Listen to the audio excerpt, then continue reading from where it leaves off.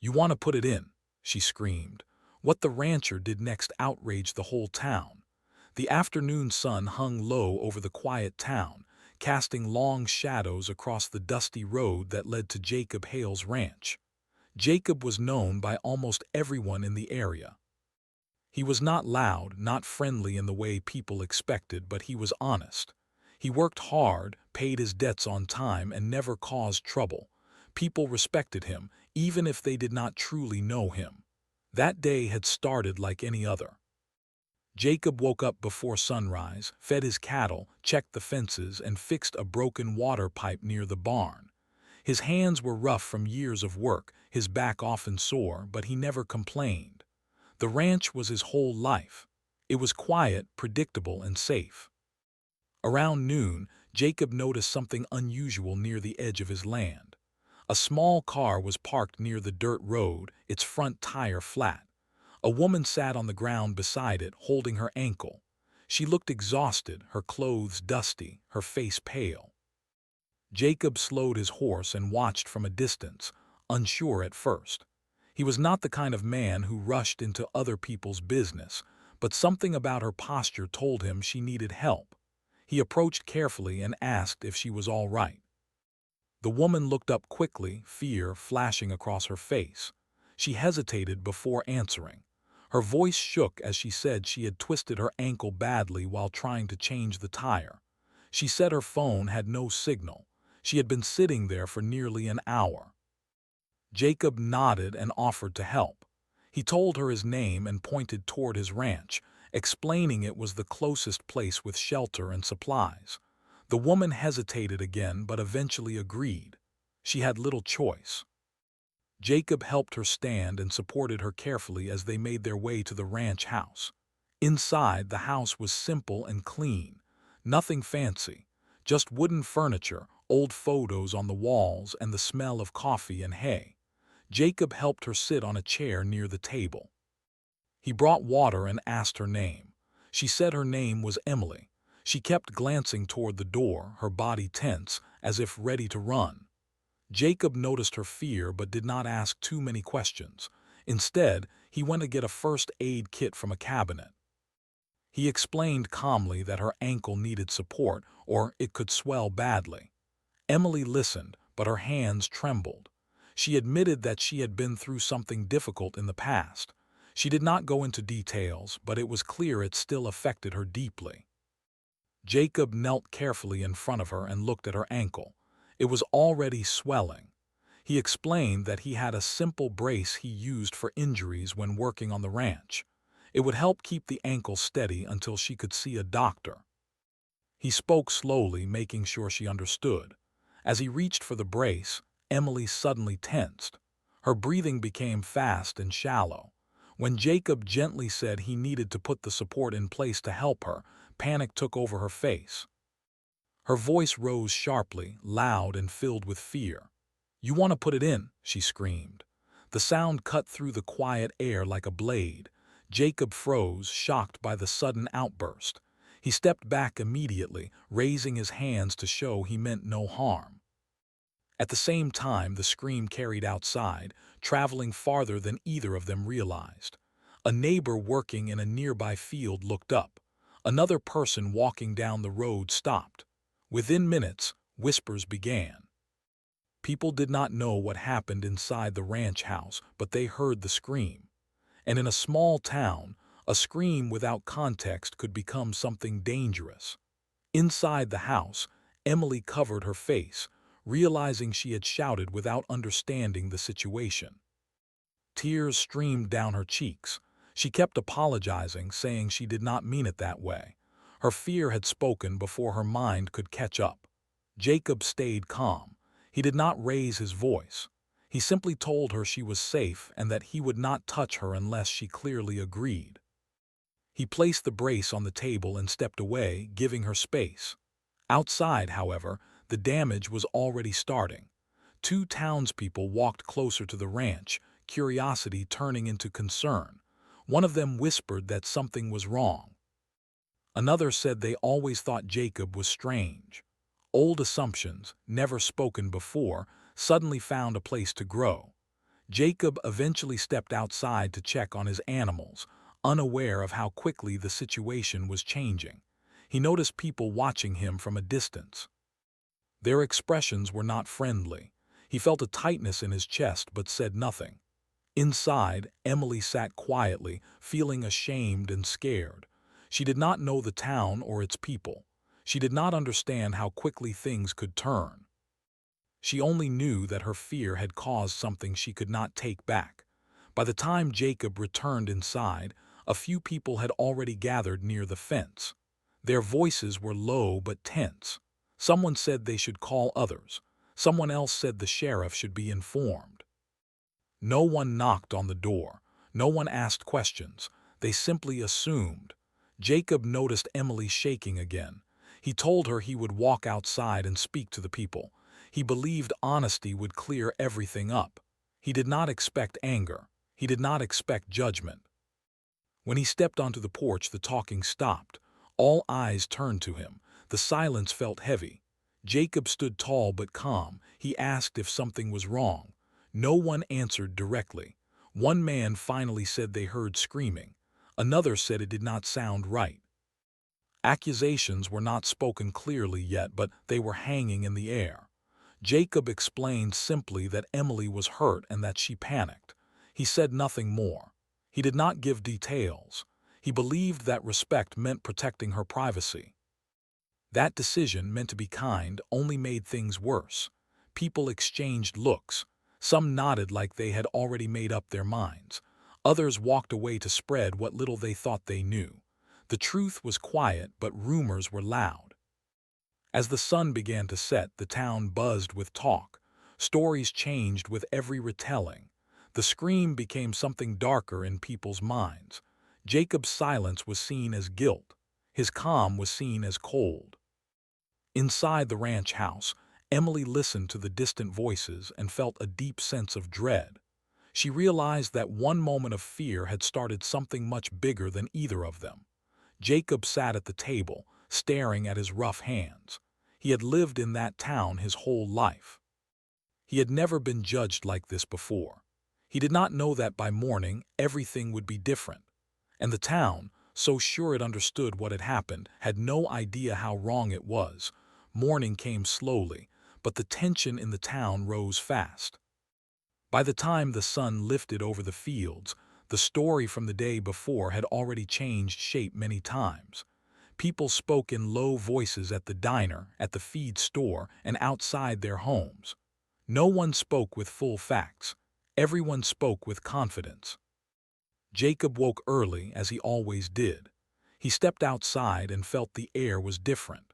The land looked the same. The animals moved as usual, but something invisible felt heavy. He did not know yet how far the talk had spread, only that the silence around his ranch felt watchful. Inside the house, Emily sat at the table, her ankle wrapped but still sore. She had barely slept. Every sound from outside made her jump. Guilt pressed hard on her chest. She knew her fear had caused the scream. She knew Jacob had done nothing wrong. But she also knew that words, once spoken, could not be pulled back. Jacob brought her breakfast and told her she could rest as long as she needed. He said he would drive her to the clinic later if the town doctor was available. His voice was steady, but his eyes showed concern. Not for himself, but for what might happen next. By mid-morning, a pickup truck slowed near the fence. Then another. People did not come close, but they looked. Some shook their heads. Some whispered. Jacob felt the weight of their eyes as he worked near the barn. He focused on his tasks, refusing to let anger guide him. At the diner, the story grew sharper. Someone said they heard yelling for help. Someone else said they always felt uneasy about Jacob living alone. Old jealousy mixed with fear. The truth was quiet, but lies were easier to repeat.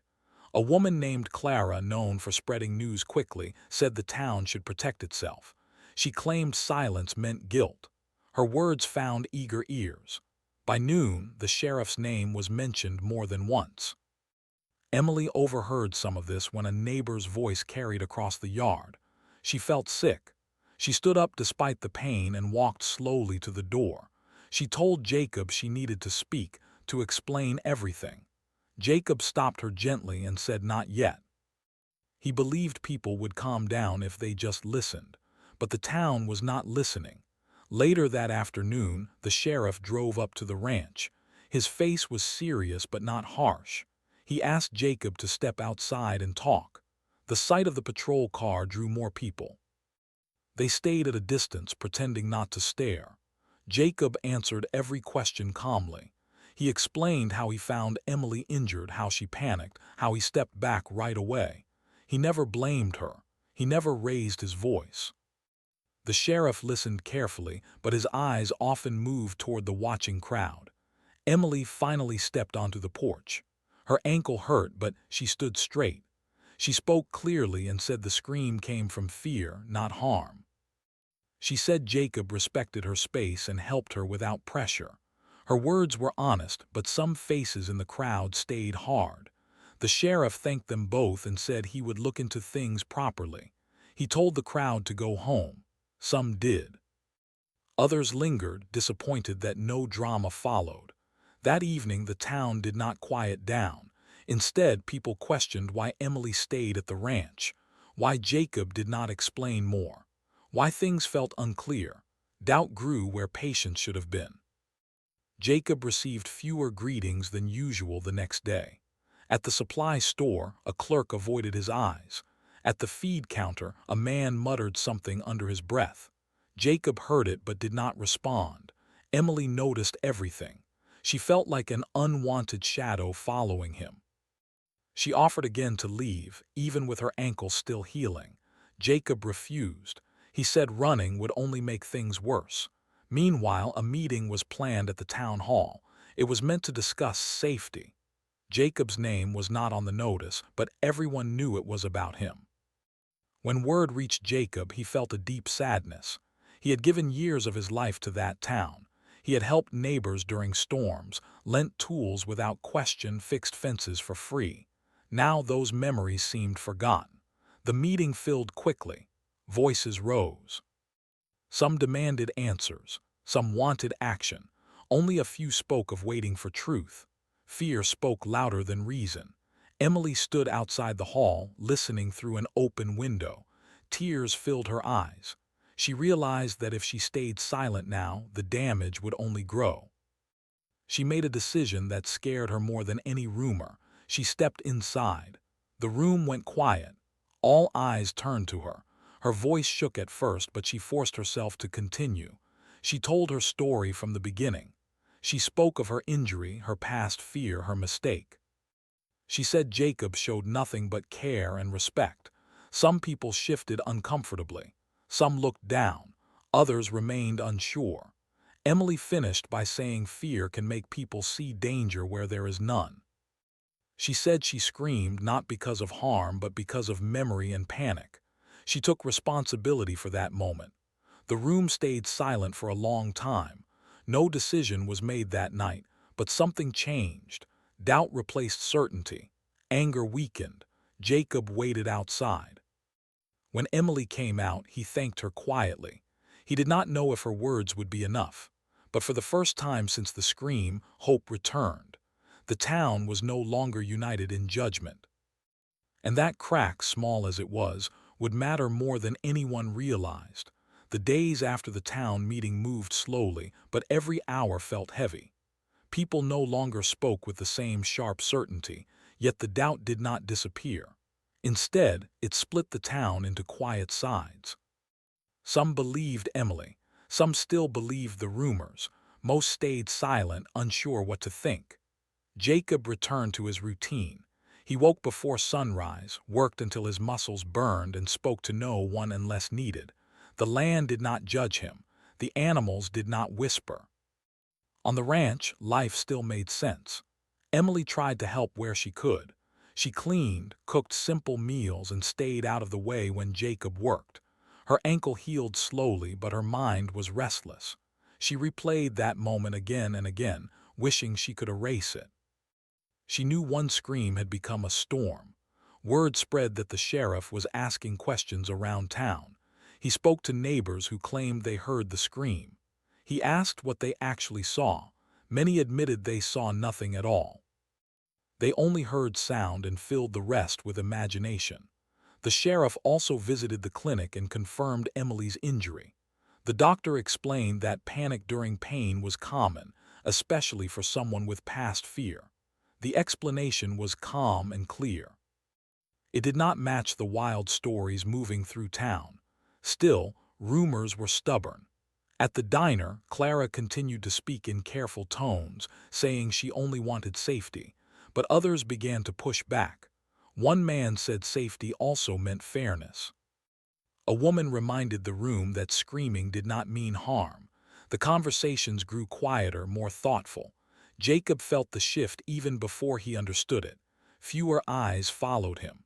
Fewer whispers stopped when he entered a room, but the damage was not gone.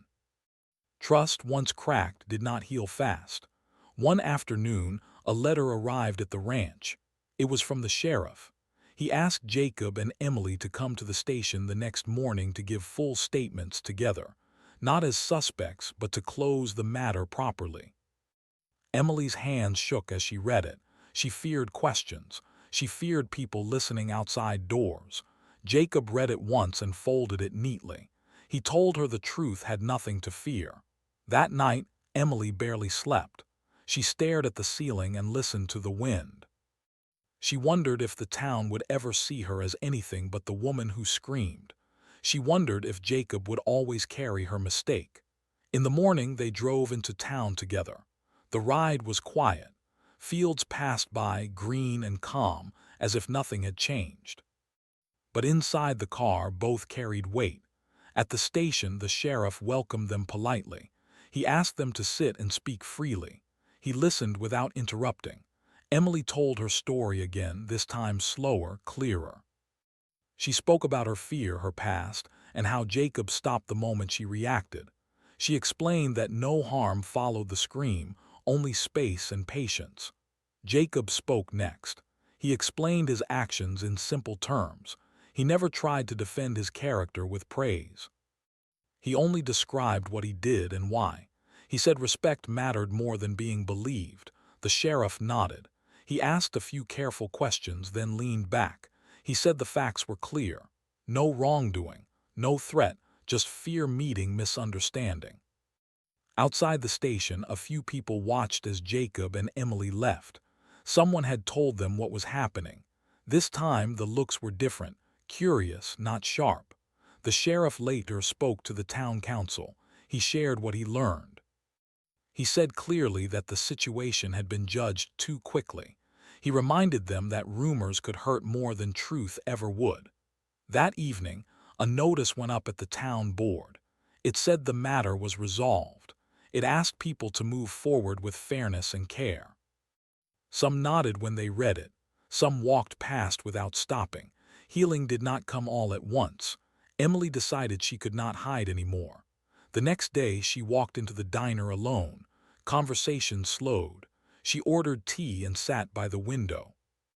A few minutes later, a woman approached her table. She apologized softly for believing the talk. Emily thanked her. The moment was small, but it mattered. Jacob noticed the change too. A neighbor waved at him across the road. Another offered help with fencing. These gestures did not erase the past days, but they softened them. Still, one question remained unspoken. Why had the town been so ready to believe the worst? The answer surfaced slowly. People were afraid of what they did not understand. They filled silence with stories because stories felt safer than admitting uncertainty. Emily realized that her voice mattered now more than ever. She could stay quiet and let others decide who she was, or she could speak when needed. She chose the second. One afternoon, a local teacher asked Emily to speak to a small group about fear and misunderstanding. Emily hesitated, then agreed. She stood in a classroom and spoke honestly. She said fear could turn help into danger if left unchecked. She said listening could stop harm before it began. The room was quiet. The message stayed. Jacob listened from the hallway. He felt pride not because she defended him, but because she found strength. The town did not fully return to normal. It changed. People spoke more carefully. They paused before judging. Some apologized openly. Others showed regret in quieter ways. As days passed, Emily's ankle healed enough for her to walk without support. She began preparing to leave. The thought brought mixed feelings. The ranch had become a place of safety, but she knew staying forever was not the answer. Jacob helped her pack. Neither spoke much. On the last evening, they sat on the porch and watched the sky darken. Emily thanked him for everything. Jacob said she owed him nothing. When she left the next morning, a few townspeople came to wish her well. It surprised her. It surprised Jacob too. As her car disappeared down the road, Jacob felt a strange calm. The storm had passed, but its lesson remained. The town had been forced to face itself. And though the scars were still there, something stronger had begun to grow in their place. The ranch felt quieter after Emily left. The rooms seemed larger, the evenings longer. Jacob returned to his routine, but something inside him had shifted.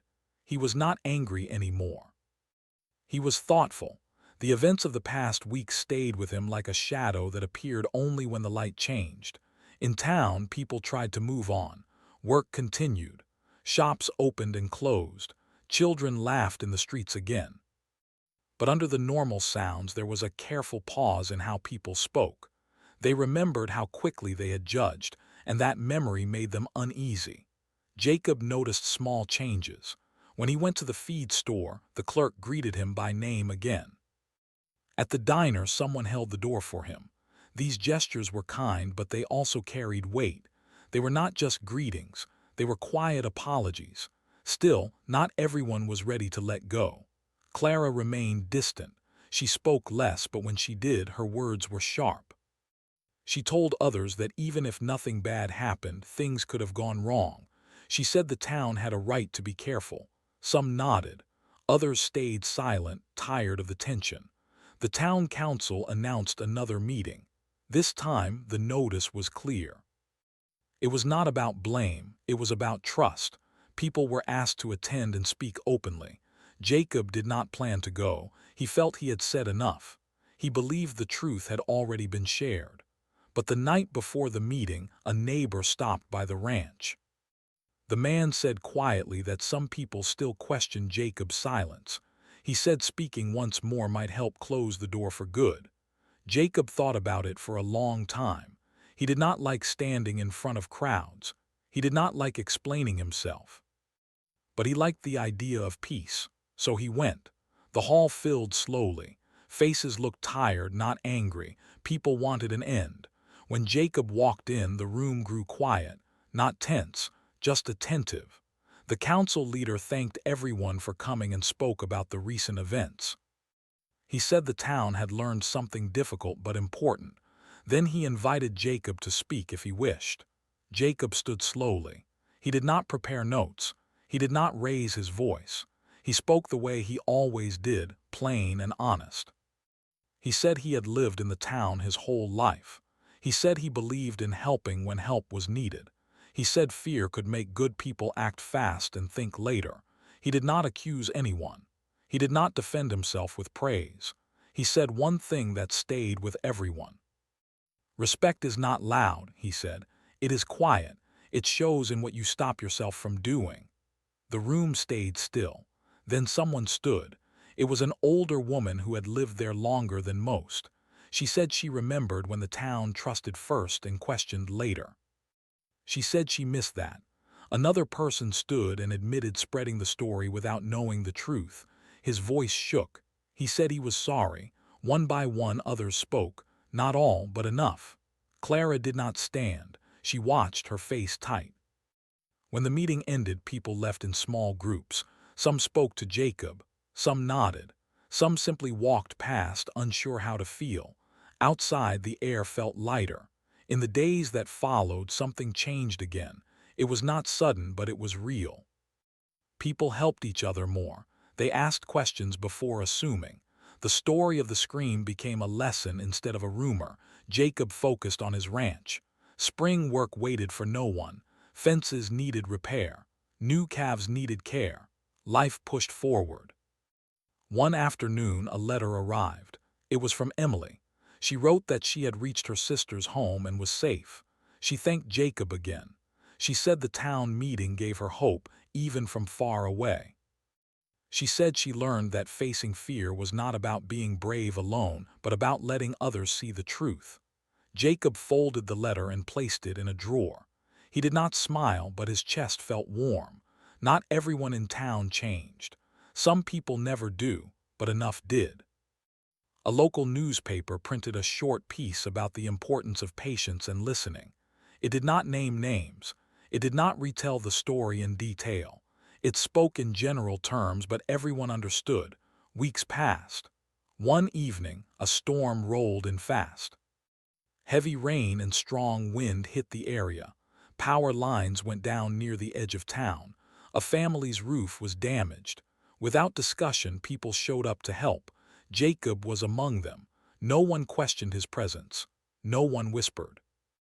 As they worked together, someone joked about how fear used to run faster than truth. Laughter followed, soft but real. It felt like a release. Later that night, Jacob stood alone outside his house, watching clouds move across the moon. He thought about how close everything had come to breaking. He thought about how silence could protect but also confuse. He thought about how words could heal when used carefully. The town was not perfect. It never would be. But it had learned something important the hard way. Jacob did not feel like a hero. He did not want to be remembered for the story. He wanted to be remembered for how he lived every other day. As the storm passed and the night grew calm again, the ranch settled into quiet. And for the first time in weeks, that quiet felt peaceful, not heavy. The town had faced its reflection. It did not like everything it saw, but it chose to grow instead of turn away. And that choice mattered more than any rumor ever could. The months that followed slowly returned the town to a steady rhythm. Summer moved in gently, bringing warm mornings and long evenings. Fields turned green again, and the roads filled with familiar sounds. Life did not erase what had happened, but it placed it where it belonged, in memory, not control. Jacob continued his work as always. He fixed fences, cared for the animals, and watched the land respond to his effort. Each day felt honest. Each task reminded him that steady actions mattered more than loud words. People treated him with normal respect again. Not careful, not awkward, just real. In town, conversations changed. People listened more. When stories started, someone usually asked, "Do we know for sure?" That question became a quiet habit. It did not stop all mistakes, but it slowed them. The diner returned to its usual noise. Laughter came back. Even Clara softened with time. She never apologized openly, but she stopped speaking in sharp tones. One afternoon, she nodded at Jacob. It was small, but it was enough. Emily stayed in touch through letters. She wrote about finding work near her sister's home. She wrote about feeling lighter, as if a heavy bag had finally been set down. She said she no longer jumped at sudden sounds. She said she was learning to trust her own voice again. Jacob replied once. His letter was short. He told her he was glad she was well. He told her the town was quieter now in a good way. He told her she was always welcome, but he did not expect her to return. He wished her peace. The town itself seemed to breathe easier. One evening, the school held a small gathering to celebrate the end of the year. Families came together. Children ran across the grass. Music played softly. Jacob attended without thinking twice. He stood near the edge at first, but someone waved him over. Soon, he found himself part of a group, listening more than speaking. The teacher who once invited Emily to speak shared a few words about understanding and kindness. No one needed explanation. The message was clear. Later that night, Jacob walked home under a sky full of stars. He felt tired, but it was a good kind of tired. The kind that came from effort, not stress. He thought about how close everything had come to breaking, how one moment could have destroyed years of trust. He also thought about how people chose to step back instead of pushing forward blindly. Time did not heal everything, but it taught. As summer turned toward fall, a new family moved into town. They were welcomed carefully but kindly. Someone helped them unload. Someone else brought food. No one watched from a distance. Jacob noticed this and smiled quietly to himself. One morning, while repairing a fence near the road, a young boy stopped to watch. He asked questions about the animals. Jacob answered patiently. The boy's mother thanked him and said her son wanted to learn about ranch work. Jacob told her he could come by any time. That simple exchange felt important. The town did not forget what happened. It remembered it the right way, as a reminder to slow down, to listen, to choose care over fear. On the anniversary of the storm that followed the scream, the town held a small event to repair and clean shared spaces. No speeches were planned, no stories retold. People just worked together. Jacob was there from the start. As the sun set, someone lit lanterns along the main street. The glow was warm and steady. Children ran between them. Older folks sat and talked. Jacob stood quietly, watching. He realized something then. The town did not need him to explain himself anymore. It had already learned what it needed to know. When he returned to the ranch that night, he sat on the porch and listened to the familiar sounds of the land. Crickets, wind, distance. Everything felt balanced again. He thought about Emily and hoped she felt the same calm somewhere far away. The scream that once shook the town no longer held power. It had been replaced by understanding, by growth, by the quiet strength of people choosing to be better. Jacob stood, went inside, and closed the door gently behind him. Life moved forward, and this time it moved wiser.